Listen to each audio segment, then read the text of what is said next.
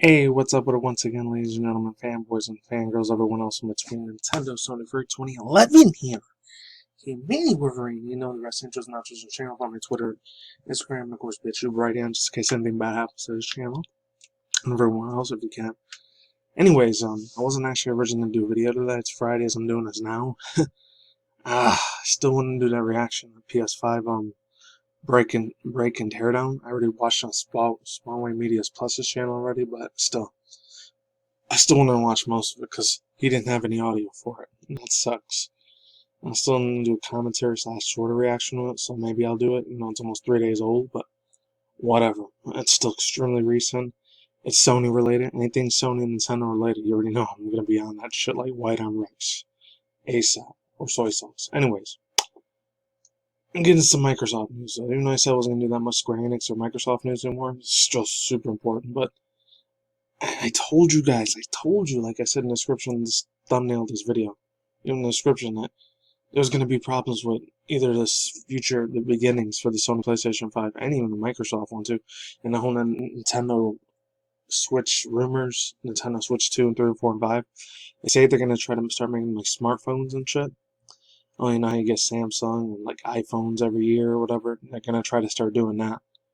That's what I heard rumors about that, and I really hope Nintendo doesn't go down that road. I'll be devastated as a fan. As long as I've played them, or since almost the early NES, SNES, era, way back in the day. Again, I'm almost 32, so I'm almost an old man. But let's start this thing. Xbox Series may have a heat problem.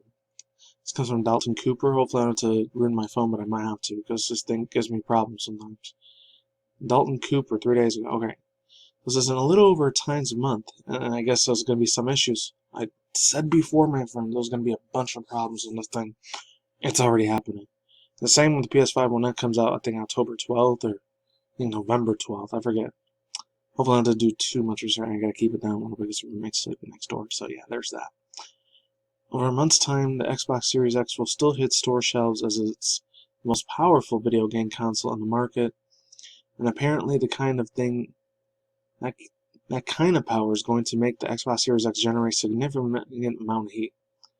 News reports from the journalists have been able to go hands-on with the Xbox Series X, indicating that the console gives off a lot of heat, though it may not be necessarily as big of a problem as we may have seen on the surface.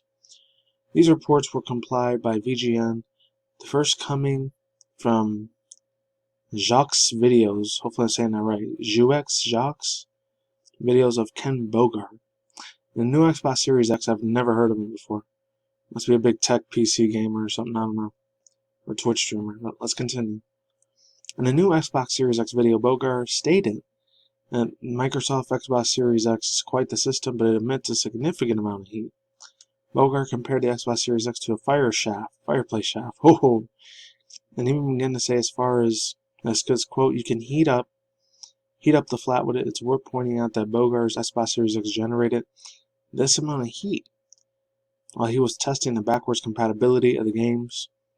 So it's possible the Xbox Series X will even be more hotter and more intensive cutting-edge titles, though it is yet to be verified. And also goes on to say the other reports, gamers spend over 1 billion hours playing Xbox gaming studios.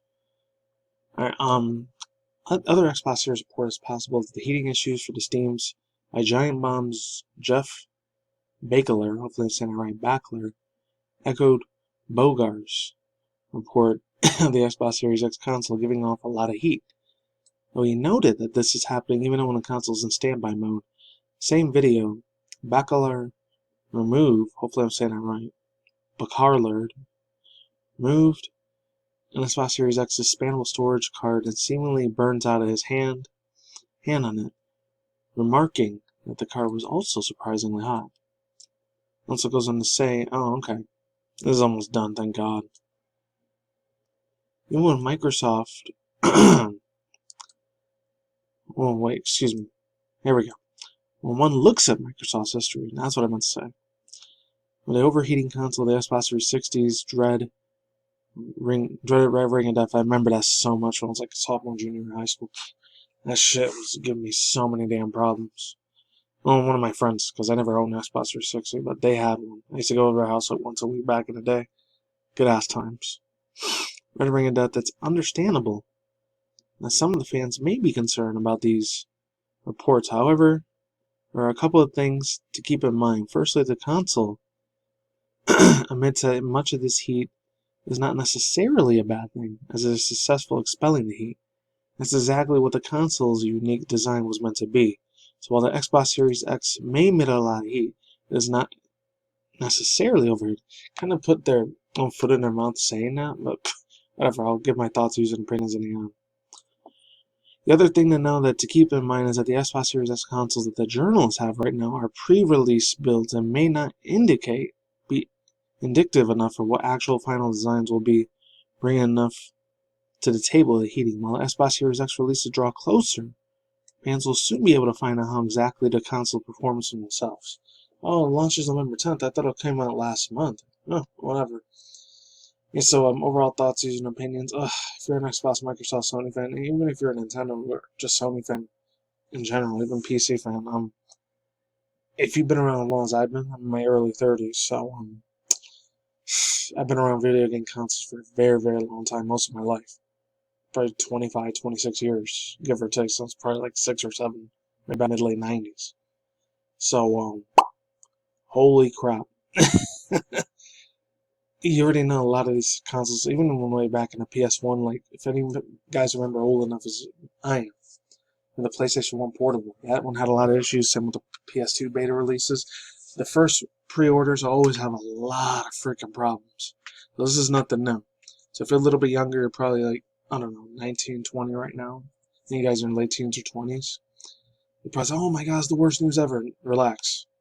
I always say either wait 6 months or maybe a year and a half before you get these consoles. Probably best you play on your PC. In my own personal opinion, even though I wasn't really in the PC until like 2009, 2010. Literally a decade ago. So I started getting in the game, the PC stuff, and it was really, really good. And last time I played them was like probably 2016 or 17. I play them on and off occasionally, but not as much as my console games. But let's go on to the second article. Hopefully it's just as good. Dreamcast Mini. Oh my god. Oh, and before the game, I'm still watching these episodes here. Darling in the Franxx. This is little anime episodes, even though I'm not talking about anime today. This comes from John Colson. Looks like the Sega Dreamcast Mini may be coming out. I don't know, I doubt it. Sega's Yosuke Orinaru, hopefully I'm saying that right, has revealed the company's next-gen mini console might be offering Dreamcast. I know this is just big giant rumors, so take this with a big giant like meteor asteroid grain of salt. Because this is probably not going to be real until maybe 2022, 2023. Maybe in like 2-3 years from now. Or 4. Sega's Yusuke Okinaru, hopefully I said that right, Okonari, reveals that the company's next mini console following the Genesis and the Game Gear could be the Dreamcast. They said it might be a Sega Genesis Mini. They should just go straight for the Dreamcast. Now that dude Dreamcast guy's got to be flipping out of his freaking seat for this shit, man. Anyways, and a lot of old school people in there, maybe like late 20s, early mid 30s. I don't know. Nostalgia is a big money spinner in the video game industry now. It is why remasters and remakes continue to come for gamers from every angle. Crash Bandicoot, Spyro, and Final Fantasy VII. It's just a 7.